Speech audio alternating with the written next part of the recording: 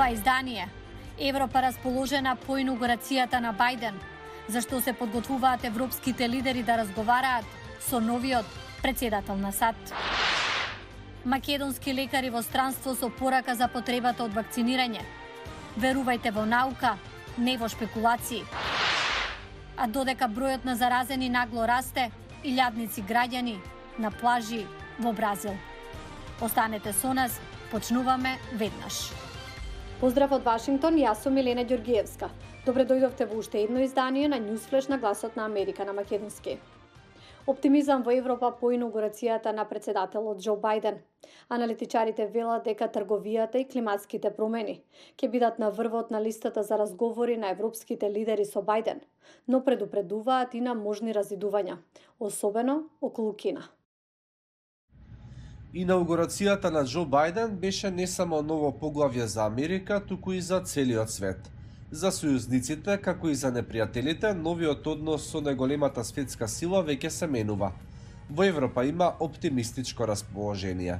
Климатските промени, глобалната трговија, мултилатералните институции и европската безбедност се на врвот на агендата на европските лидери за разговор со Џо Бајден. Но би можело да има и голем проблем во иднина, а тоа е Кина. Европската унија има договор за инвестиции со Кина и покрај загриженоста за трговските практики и за употребата на човековите права од страна на Пекинг.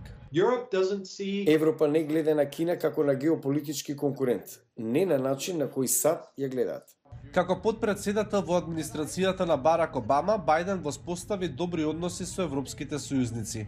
Но изминативе 4 години многу европејци почнаа да ја доведуваат во прашање довербата во Америка, вели Кортевек. Тие мислат дека треба да развијат нивна така наречена стратешка автономија. Американците ќе инсистираат дека се вратени како лидери, ќе повикаат да бидат следени. Ќе биде потребно градење на доверба и добра кореографија да се осигура дека американците и европејците не се разидуваат за важни прашања како Кина. Во меѓувреме, европската трговија со САД е несигурна. За време на Трамп, САД и Европа воведоа царини на дел од меѓусебниот увоз.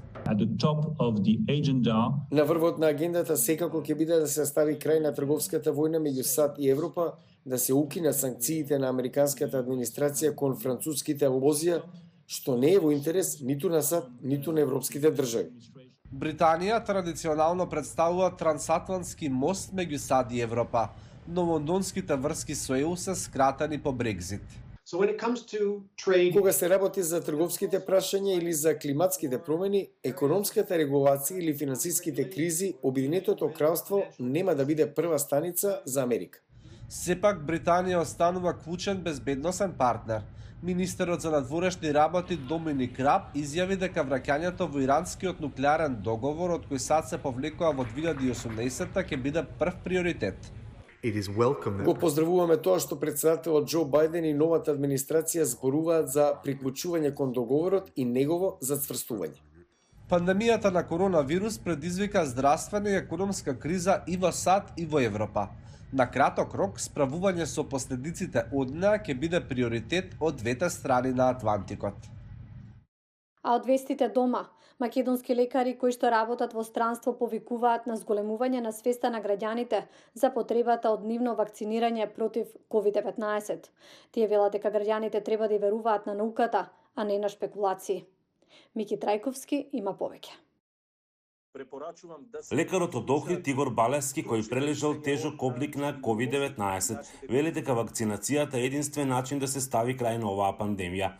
Балевски, кој неколку години работи како кардиолог во клиничкиот центар во Марибор, Словенија, порачува дека луѓето не треба да стравуваат од вакцинацијата, туку да ја прифатат. Апсолутно сум за вакцинација и е докажано дека вакцината се достигли висок процент на 95 на заштита. Исто е докажано од првата доза дека во првите 10 дена 70% од антителата веќе расте. Одбранбените механизми се многу помокни од вакцината него од самите од самата болест што би ја добиле, што би ја преболеле. И Владимир Поповски, лекар, офталмолог во здравствениот конзорциум МАР и Каталонскиот институт за ретина во Барселона, вели дека COVID-19 не е обичен грип и оти граѓаните треба да и веруваат на науката, а не на чарчиските муавети. Јас разговарам со моите пријатели и давам еден пример. Да сум дете, сигурен сум дека мојот татко би ми рекол да ја примам вакцината, затоа што треба да веруваме во иднината.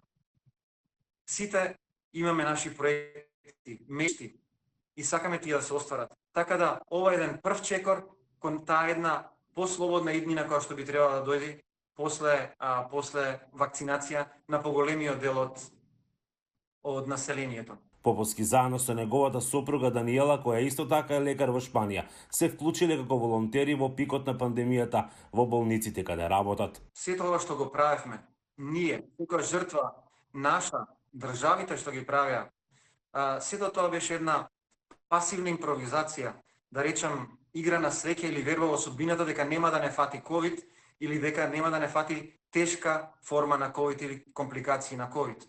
Меѓутоа сега навистина почнува борбата, правилната борба против и активната борба против ковид. Балканските држави имаат најнисок процент на прифаќање на вакцината, што за доктор Балески е загрижувачки. Србија, Хрватска 38, 42%, што е поразително. Ова што го кажувате за Македонија 50 исто е многу ниско. И кај нас и со тие и лажни вести, и тие портали и све, секој може да пише што сака. Препорачувам да се слушаат стручните мислења од нашите имунолози. Кога Европската агенција за лекови, кога Американската агенција за лекови, Канадската и многу други ја прифатија во моментов единствената вакцина што имаме таа на Pfizer, значи не треба да имаме сомнеш во тие структури, во нивната ригорозност, во нивната стручност и професионалност. Повеќе вакцини се во крајна фаза на развиток. Лекарите сметаат дека епидемијата полека ќе почне да стишува од април или почетокот на летото.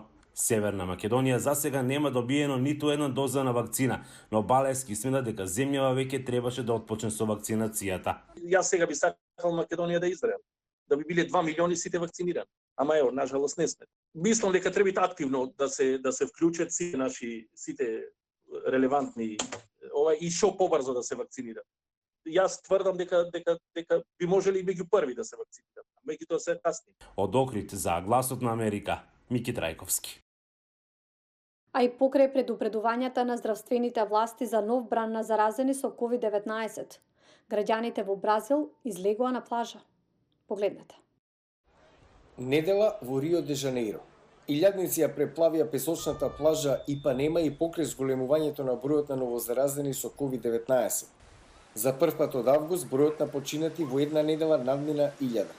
25 годишниот инженер и турист Филипе Аројо Рамос вели дека вреди да се ризикува. Да бидам искрен, бразилците не може да останат дома долго време. Тоа е вистината. Многумина ги игнорираат мерките за социјално дистанцирање и не носат маски. 27 годишната аналитичарка по маркетинг Франселе Силва вели дека е ретко кој носи маска. Каде и да се свртиш, веројатно јас сум единствената со маска. 55 годишниот наставник Клебер Лопес ужива во коктел на плажата, се надева на брзо враќање во нормала. Се надевам дека вакцината ќе стаса наскоро пред февруари и ќе може нормално да живееме и да уживаме во прекрасниот Рио де Жанеиро. Во 24-часовен период минатата недела Бразил регистрираше речиси 30.000 потврдени случаи на коронавирус и 469 смртни случаи. Од почетокот на пандемијата, Бразил има потврдено повеќе од 8,1 милион случаи, што ја става државата меѓу оние со најголема стапка на инфекции. Ви благодарам на вниманието. А за повеќе информации од САД и од светот, појдете на нашата веб страница и на социјалните медиуми. До гледање до утре.